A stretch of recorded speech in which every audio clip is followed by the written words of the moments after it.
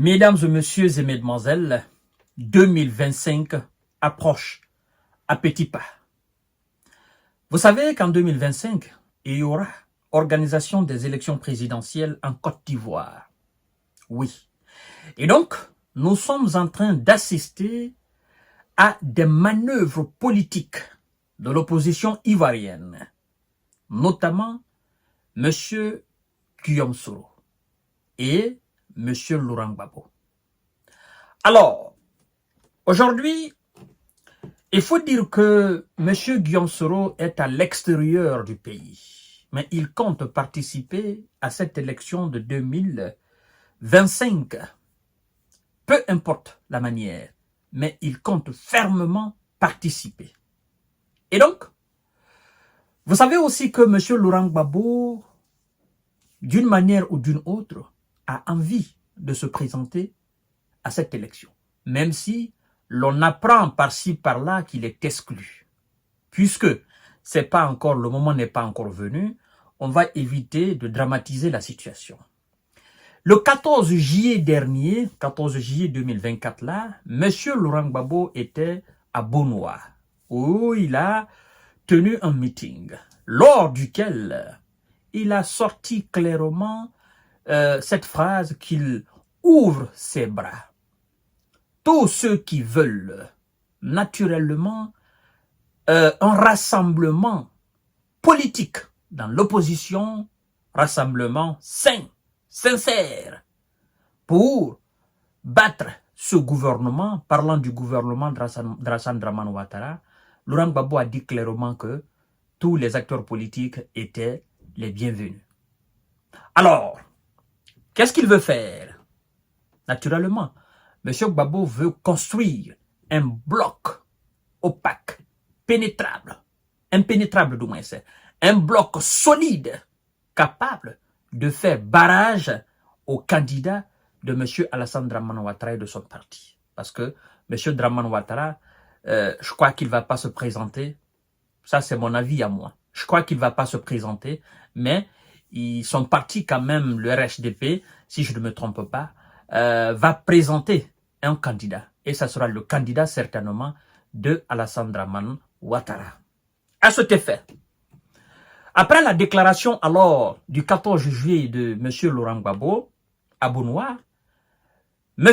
Guillaume Soro a pris le temps de réfléchir, n'est-ce pas, à cette ouverture de bras de M. Laurent Gbagbo.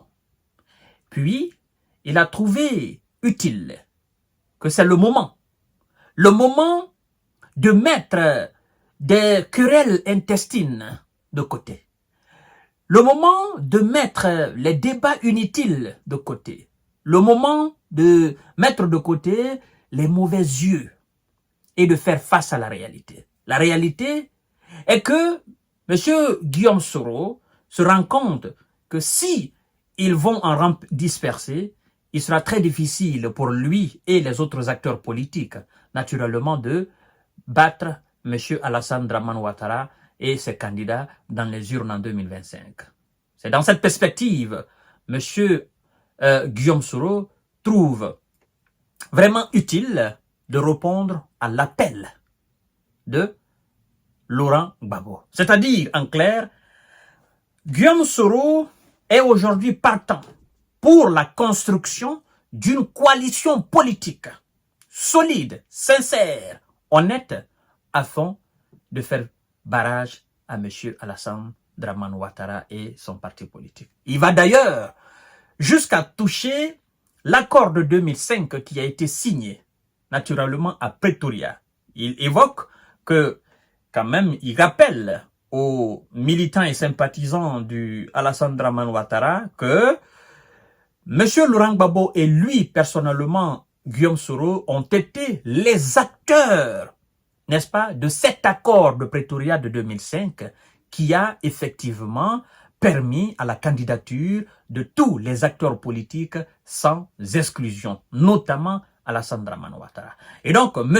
Guillaume Soro exprime, n'est-ce pas, son étonnement, le fait que c'est lui qui était dans l'opposition hier et qui a fait appel à la communauté internationale afin qu'il puisse être inscrit sur la liste électorale, que ce dernier soit aujourd'hui, en quelque sorte, le moteur même de l'exclusion des autres acteurs politiques dans la course présidentielle. Alors, il appelle Alassane Dramane Ouattara à cesser cela et à accepter la candidature de tout le monde.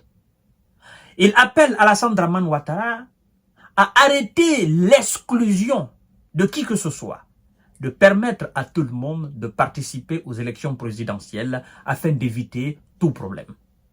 Alors, mesdames et messieurs, parce que j'ai lu sa déclaration, c'est le résumé que je viens de vous faire là. En fait, vous devez savoir quelque chose dans le domaine politique.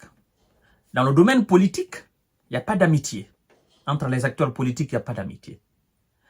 Dans le domaine politique, ce sont les intérêts qui priment.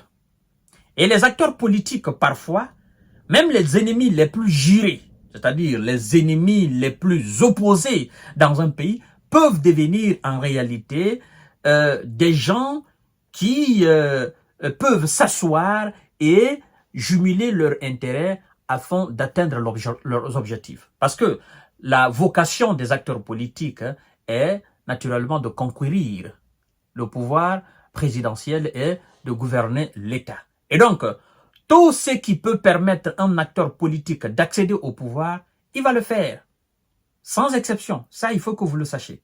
Tout ce qui peut permettre à un acteur politique. C'est pourquoi je dis souvent qu'un acteur politique qui vous parle souvent de dignité, de dignité, de dignité, pour moi, la dignité d'un acteur politique, c'est le fauteuil présidentiel. Parce que à partir du moment où vous avez le fauteuil présidentiel, vous pouvez exprimer votre dignité. Mais une fois que vous n'avez pas encore le fauteuil présidentiel, vous devez savoir que vous pouvez faire l'objet de toute insulte, de toute moquerie, vous pouvez faire l'objet de toute bassesse, au fait.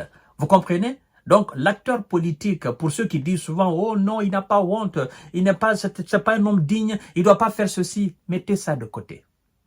Donc, Guillaume Soro, qui était avec Monsieur Laurent Gbagbo avant la chute de Laurent Gbagbo en 2010, parce que les militants sympathisants de Laurent Gbagbo ont tout simplement compris que c'est M. Guillaume Soro qui a trahi M.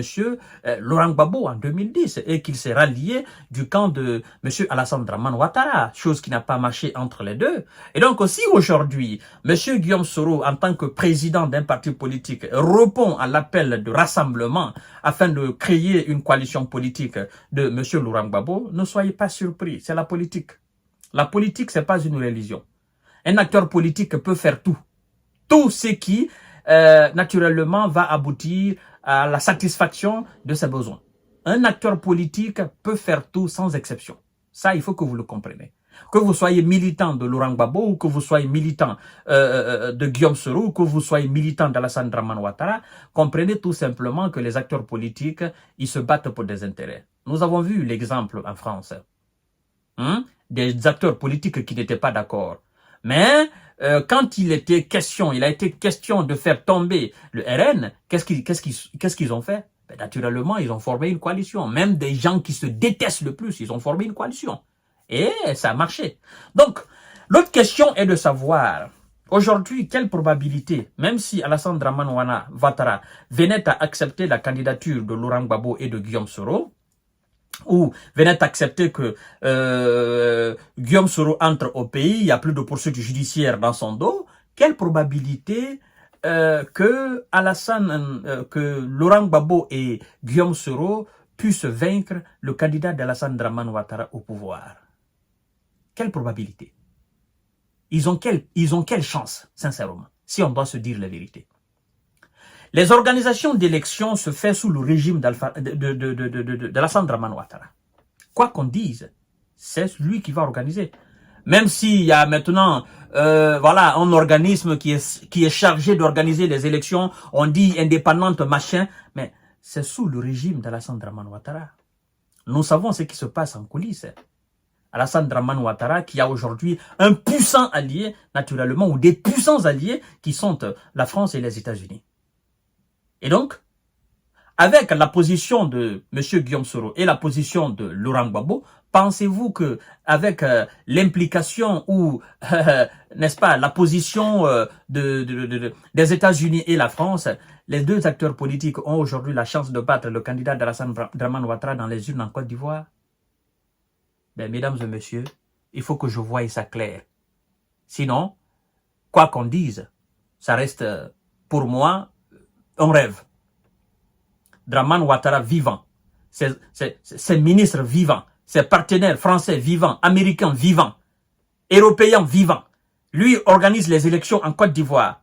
Et puis c'est Laurent Gbagbo ou bien c'est Guillaume Soro ou c'est le candidat de cette coalition politique qui va remporter les élections.